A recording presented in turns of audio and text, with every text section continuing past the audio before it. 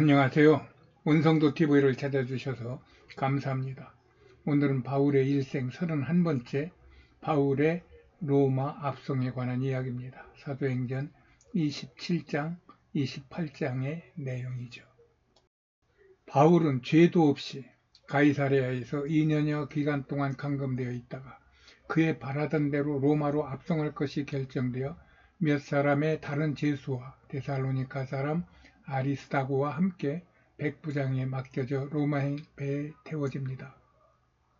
그동안 아덴에서 합류한 누가도 바울과 계속 함께하며 이때도 바울과 함께 배를 타고 그와 동행하며 계속 우리라는 단어를 사용하며 그 당시의 상황을 자세히 기록합니다. 바울의 일행은 가이사랴를 떠나 시돈을 경유하고 무라성에서 이달리아행 배로 바꿔 타고 나도항을 거쳐 여러 일 만에 그레데 섬의 미항에 정박합니다. 이때 바울은 지금 항해를 계속하면 화물뿐 아니라 사람의 생명도 위태로울 수 있다고 경고하였으나 백부장은 미항보다는 베닉스에서 겨울을 나는 것이 좋다며 지금 떠나야 한다는 선주의 말을 더 믿고 항해를 계속합니다. 처음에는 순풍을 만나 항해가 순조로웠으나 바로 유라굴로라는 대풍을 만나 사공들의 짐을 바다에 내어버리며 뻗겼으나 풍랑이 그치지 않음에 구원의 여망을 잃고 사람들이 두려워하기 시작합니다.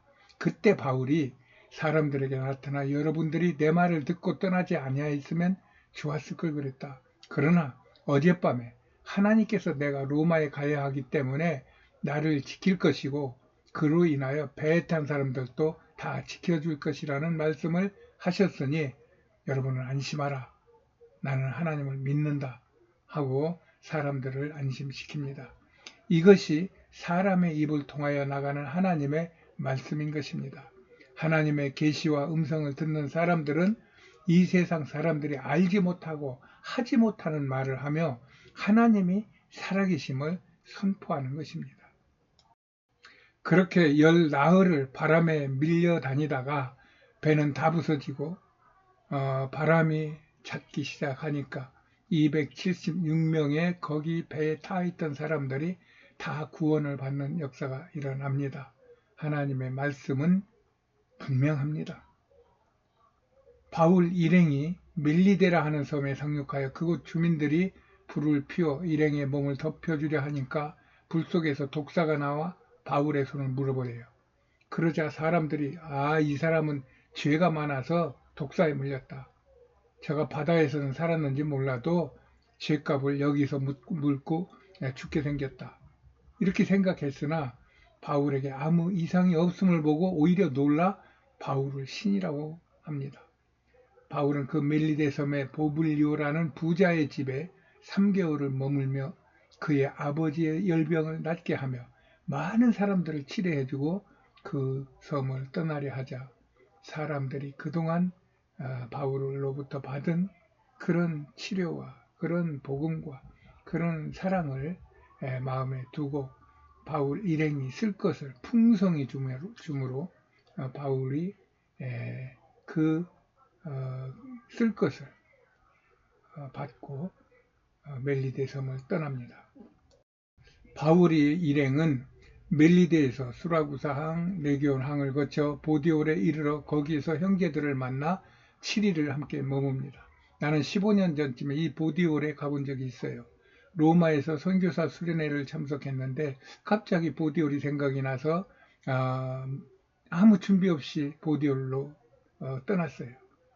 가서 보니까 보디올이 나는 조그만 어항인 줄 알았더니 우리나라의 무슨 인천항이나 이런 데처럼 대항구였어요. 거기에서 바울이 도착한 기념교회를 찾는다는 것은 정말 상상해도 이건 안 되는구나 하는 생각을 하면서 여기 언덕 위에 있었고 저 바다 쪽을 향해서 내려가는 길이 있어서 일단은 그로 내려가 봐야 되겠다 하는 김에 내려갔죠. 근데 가다 보니까 여행 안내소가 하나 있었어요. 그래가지고 거기서 물어보니까 이 사람들이 그 바울의 도착 교회라는 그런 개념을 몰라요. 그래서 안내 지도 하나만 받아가지고 그래가지고 바닷가로 내려갔죠. 그 바닷가 부근에서 고생고생하면서 어떻게 찾아갔더니 거기가 보니까 마리아 교회라고 하는 천주교회였어요. 일단 들어가 봤더니 바울 그 천주교회 바울의 동상이 있는 데는 없습니다. 바울이 동상에 있고 그 다음에 저 앞편에 교황의 동상이 있었어요. 그래서 거기에서 안을 둘러보다가 밖으로 나와가지고 저 바다 쪽에 있는 쪽으로 갔더니 그 벽에 무덤이 있고 비석이 있고 그 다음에 벽에 누가 낙서를 한 것처럼 이렇게 그림을 그려놨어요. 누가 공사하면서 벽에 철필로 그건 낙서하듯이 그린 그런 그림이었어요. 그런데 그 층계 아래 바닥에 바울은 땅에 털썩 주저앉아 있고 그의 곁엔 사람들이 걱정스러운 표정으로 바울을 바라보고 있고 계단 위에는 총독이 앉아 있는데 바울을 시기하는 유대인들은 총독에게 귓속말을 하는데 그 표정이 얼마나 싸나운지 모르는 그런 그림이었어요. 그런데 어린아이가 낙서한 것 같은 그 그림은 보는 순간에 나의 마음을 그대로 강타를 하는 거예요. 그리고 그 표정들이 그렇게 생생하게 저에게 이렇게 보여지는 거예요. 그래서 멍하고 그 그림을 바라보다가 발길을 돌렸는데 그때 마침 카메라가 배터리가 방전이 되어 사진을 못 찍은 것이 지금도 못내 아쉽습니다. 지금은 조금 손을 본 것 같아요. 이거 구글에서 따온 건데 저기 도착 그림이라고 하는 데가 저런 태가 없었어요. 그냥 벽이었어요. 벽에다 그림을 그렸는데 지금도 자세히 보면 그때 그림 비슷하긴 한데 그 그림하고는 다르게 이거는 정식 그림인 것 같고 그거는 누가 만화로 이렇게 그 낙서를 한 것 같은 그런 그림이었어요. 그 그림을 보는 순간 지금까지 우리가 살펴본 사도행전의 모든 사건들이 이 철필로 그은 막그림 하나에 생생히 다가오면서 나에게 큰 감동이 밀려왔던 것입니다. 그때 8월 중순 무더위였는데 무작정 수련하다 나와서 수중에 여비가 거의 없어 공원 옆 시장에서 포도 한 송이를 사다 따먹으며 바울을 아끼시는 하나님께서도 나도 사랑해달라는 마음의 간절한 소원과 함께 눈물을 하염없이 흘렸던 기억이 지금도 생생합니다. 그날 그 생생한 감동은 지금까지 나의 신앙생활의 하나의 동력이 되고 있는 것 같아요. 신앙 여행을 하면서 얻을 수 있는 최고의 수학을 저는 보디올에서 얻었던 것입니다. 바울은 이 보디올에서 7일을 머무르다가 로마에 들어간 후 재판을 받고 2년의 가택연금을 선고받습니다.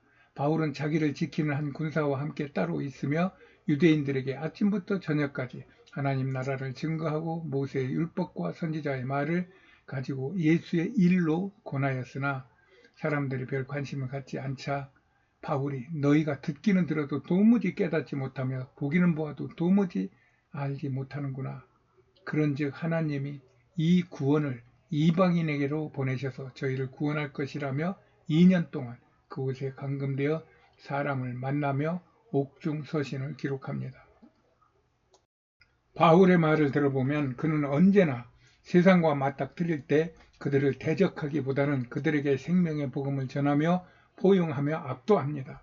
그로 인하여 하나님은 바울을 로마 황제에까지 보내어 이 복음을 전하게 하여 황제의 가족과 전 로마에 복음이 증거되게 하셨 것입니다.